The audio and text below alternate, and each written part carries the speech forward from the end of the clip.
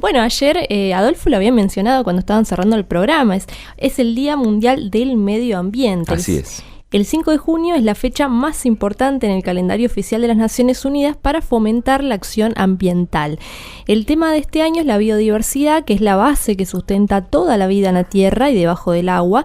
Tiene relación con todos los aspectos de la salud humana, proporciona agua y aires limpios, alimentos nutritivos, fuentes de medicamentos, resistencia a enfermedades naturales y mitigación del cambio climático. Cambiar o eliminar un elemento en esta intrincada red afecta a todo el sistema de vida y puede producir consecuencias tan negativas como la que estamos viendo hoy en día con el COVID-19. Son muchas las acciones humanas que impactan de manera negativa en el medio ambiente y en su biodiversidad.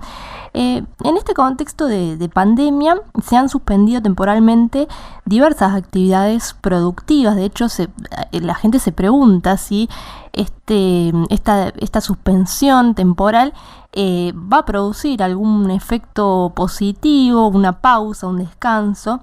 Sin embargo, vemos que una porción de trabajadores continúa trabajando desde su domicilio a través de dispositivos electrónicos, mientras que muchos estudiantes también han podido continuar estudiando de manera remota gracias a la virtualidad que nos permiten las tecnologías. Una de las tantas consecuencias de esto, por ejemplo, fue el impulso que tuvo la venta de notebooks a principios de marzo, no solamente en nuestro país. Y con motivo de esta fecha conmemorativa del Día del Medio Ambiente, nos podemos preguntar qué pasa cuando estas tecnologías, junto con los electrodomésticos que tenemos en nuestro hogar, llegan al final de su vida útil. Por este tema, para responder a esta pregunta, tenemos comunicación ahora con el doctor César Almeida, quien es actualmente el presidente de la obra social del personal universitario. Buenos días, César, ¿cómo está? Hola, buenos días, Priscila, y a todo el equipo. Bueno, primero que nada, le voy a pedir una pequeña definición de esta basura electrónica o eléctrica, porque supongo yo que implica pensar en muchos aparatos, en muchas tecnologías diferentes. Bien, bueno, sí, la basura electrónica o e-waste, como se la conoce en inglés, ¿sí? Son todos aquellos dispositivos eléctricos o electrónicos que ya han llegado, digamos, al final de su vida útil, ¿está bien? Y que son descartados, desechados por nosotros los usuarios, ¿está bien? Y cuando hablamos de dispositivos eléctricos, electrónicos, estamos hablando celulares, computadoras, televisores, reproductores de MP3 que ya prácticamente no se usan, por reemplazado por el teléfono, ¿está bien?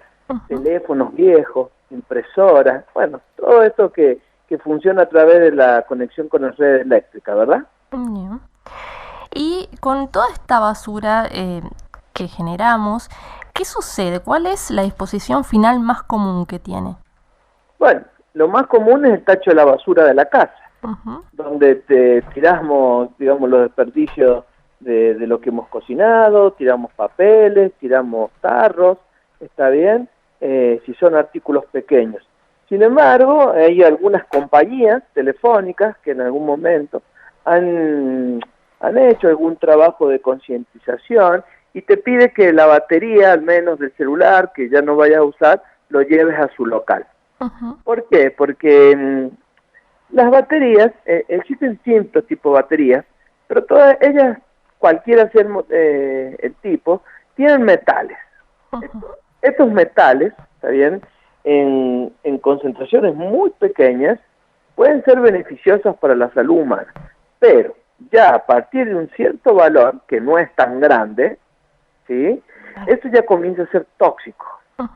Entonces, habrán escuchado más de alguna vez que a lo mejor una pila contamina 400 litros de agua. Sí. Bueno, una batería y una pila son sinónimos en términos, ¿está bien? Entonces, si uno no dispone correctamente esto, contamina suelo, contamina agua, ¿sí? ¿Por qué? Porque las pilas, si uno la batería, por ejemplo, lo tira en un enterramiento de basura, como se hace en Argentina, el agua, en la acción de la reducción, oxidorreducción por bacterias, por el mismo suelo, comienza a descomponer esta pila.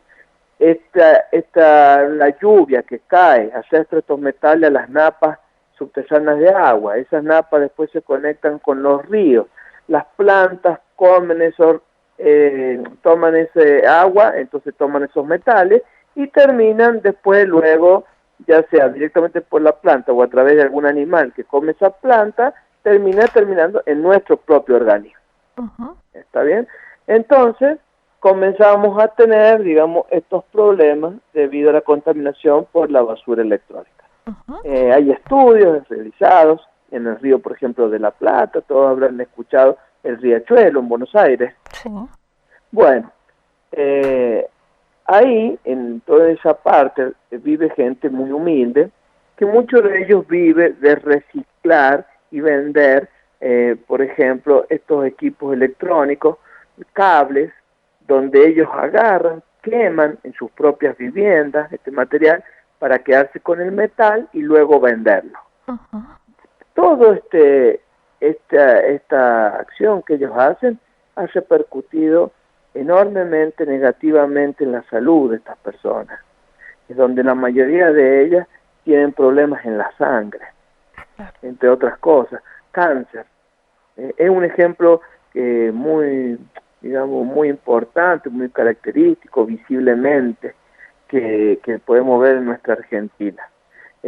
También hay que tener en cuenta que no solamente la pila, la batería es la que contamina.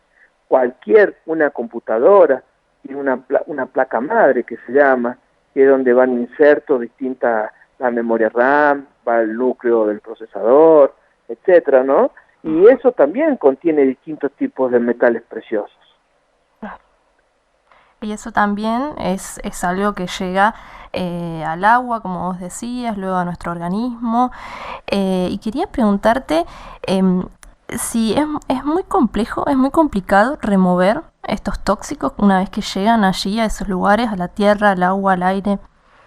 Sí, es complicado una vez, digamos, prevenir es mucho más barato que remediar en ambiente. ¿Por qué? Porque una vez que contamina uno, ya sea un sustrato, suelo, aire o agua, ¿sí? Cuando se contaminó cualquiera de estas fases, ¿sí? Está muy distribuido. Y el proceso de recuperación, de remediación, es muy caro y muy complicado. Al punto de que a muchas veces podemos tener la voluntad, nosotros, ¿sí? Un gobierno, para hacerlo, pero no disponemos las tecnologías. Entonces se termina transformando en un pasivo ambiental, ¿está bien? En una zona que tenés que clausurar, ¿sí? Hasta que la naturaleza vaya pudiendo depurar, si es que lo puede hacer. La naturaleza lo termina haciendo, lo que pasa es que tarda muchas veces millones de años en realizarlo. Claro. ¿Y qué, entonces es preferible tener, digamos, colaborar con la buena disposición de estos elementos, ¿está bien? Para que sea, por ejemplo, en este caso, la municipalidad que se colecta, te dice, por favor, no tire estos elementos en la basura urbana, dispóngalo y ponen tachos o en los centros comunitarios, o acá frente a donde la ex terminal vieja, que hay un centro de recolección, llévelo ahí, dispóngalo ahí. Entonces ellos ya después separan esa basura y la distribuyen a un centro de disposición final. No sé si podrás responderme esta pregunta, pero hay una cultura de cuidar, no arrojar estos elementos a la basura común urbana aquí en San Luis. Pregunto porque a mí siempre tengo en el imaginario la imagen de patios, de baldíos, donde en algún lugar hay una cocina oxidándose, o hay una pantalla de televisión. Tengo esa imagen y al mismo tiempo tengo la imagen también de aquí en San Luis, los vecinos que por ejemplo no usan un televisor, no lo tiran, por supuesto, adentro del contenedor, pero sí lo dejan a un lado.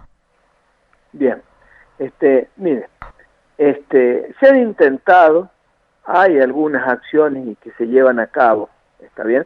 A lo largo de muchos años yo vengo viendo que se intenta, pero me parece que no alcanza. No alcanza desde el punto de vista que se hacen las campañas de concientización, sí, pero lamentablemente esto exige una inversión de dinero importante, que muchas veces a lo mejor no se tiene o no se puede contar con esa partida presupuestaria para tener un gran avance en este tema. ¿Cómo, digamos, si usted me preguntara a mí, cómo haría yo una campaña fuerte? Y, digamos, separemos lo húmedo de lo seco. ¿Qué significa eso? Tener 2 tachos de basura. ¿Cuántas casas pueden tener 2 tachos de basura? Bueno, a lo mejor habría que invertir en 2 tachos de basura y dárselo a las personas con la bolsa, y de ahí durante un periodo de tiempo a lo mejor, y para que la persona ya lo tiene y se pueda acostumbrar. Si la persona ya tiene los 2 tachos, lo va a hacer. Si no lo tiene, no lo hace. A lo mejor poner cada 2 cuadras alguna serie de tachos identificados con colores, donde se puedan claramente identificar: acá tiré lo electrónico, acá tiré la madera, el cartón, acá tiré tal cosa. Porque si yo tengo que disponer de mi casa y venir hasta la ciudad para colocarlo, tampoco lo hago. ¿Está bien? Sí, yo entiendo las autoridades, por supuesto, que hacen un gran esfuerzo y concientizan, pero es como que a la sociedad en sí, a nosotros nos cuesta hacerlo todavía. Lo mismo que yo sé que, sacando un poco el contexto de la basura electrónica, hay distintos proyectos dando vueltas sobre el reciclar el aceite. Sí. El aceite que usamos para cocinar, cuando hacemos una rica torta frita, un pastel, ¿está bien? Sí. Que queda por ahí de 2 litros de aceite que ocupamos, queda medio litro. ¿Y qué hace la mayoría de la gente? O lo tira dentro del tacho de la basura, esto es decir, una doble bolsa, o lo tira al resumidero. Y eso termina cayendo, de alguna u otra forma, nuevamente a los cuerpos de agua que sirven para potabilizar, regar, etcétera. ¿Está bien? Y eso contamina mucho. Realmente yo creo que nos debemos, la humanidad, ya lo vamos a extender,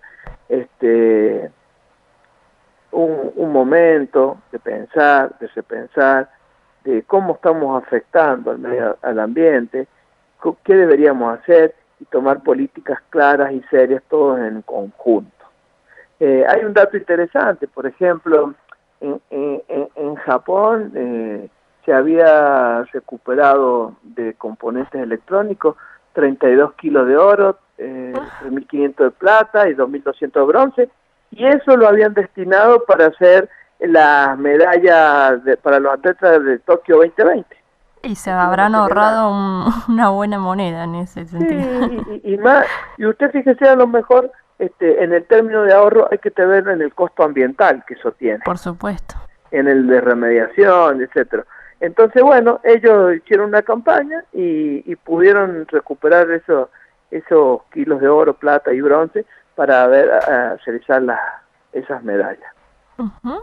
Hay países como China que compraban basura electrónica y reciclaban, pero bueno, ellos han tenido también serios problemas porque no han reciclado la totalidad de las cosas, y esto ha significado también contaminación de muchas áreas urbanas, donde se han visto afectados personas adultas y niños también.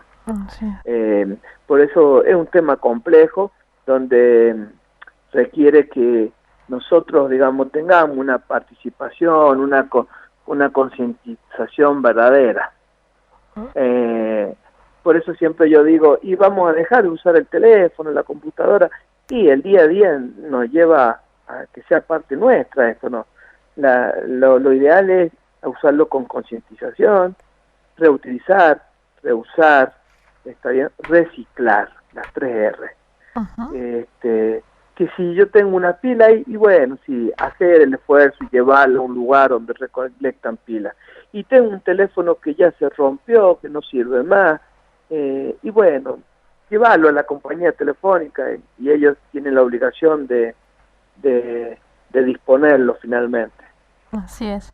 Y además hay toda una lógica quizás de mercado que hay detrás y que también nos hace un poquito más difícil a veces generar esta conciencia y estas acciones.